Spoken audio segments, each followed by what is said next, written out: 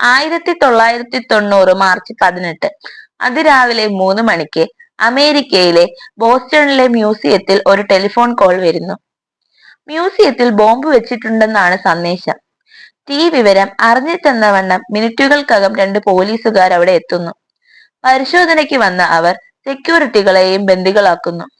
തുടർന്ന് മ്യൂസിയത്തിൽ നിന്ന് 13 പെയിന്റിങ്ങുകൾ കൈക്കലാക്കി അവർ മടങ്ങുന്നു. അതെ, ഇസബെല്ല സ്റ്റുവർട്ട് ഗാർഡനർ മ്യൂസിയം മോഷണം. ലോകത്തിലെ ഏറ്റവും വലിയ മോഷണം.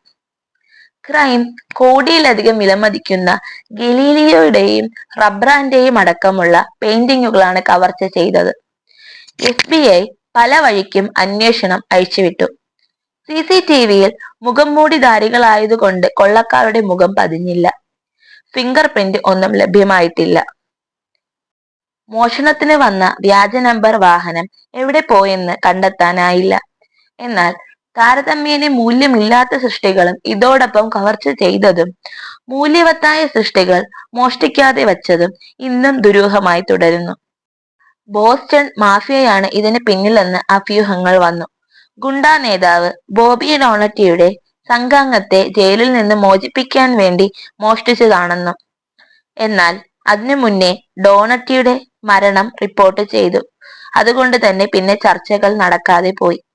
പലതരത്തിലുള്ള കഥകളുണ്ട്. അവസാന മാർഗമായി പെയിന്റിങ്ങുകളെ കുറിച്ച് വിവരം നൽകുന്നവർക്ക് ലോകത്ത് പ്രഖ്യാപിച്ചിട്ടുള്ളതിൽ വെച്ച് ഏറ്റവും വലിയ റിവാർഡായ 10 കോടി രൂപ റിവാർഡ് FBI പ്രഖ്യാപിച്ചു. കൂടാതെ പ്രതികൾക്ക് ശിക്ഷയില്ലെന്നും പ്രഖ്യാപിച്ചു. എന്നിട്ടും ആരും ഒരു വിവരവും നൽകിയില്ല. ഇന്നും ഈ പെയിന്റിങ്ങുകൾ എവിടെയെന്ന് ആർക്കും അറിയില്ല.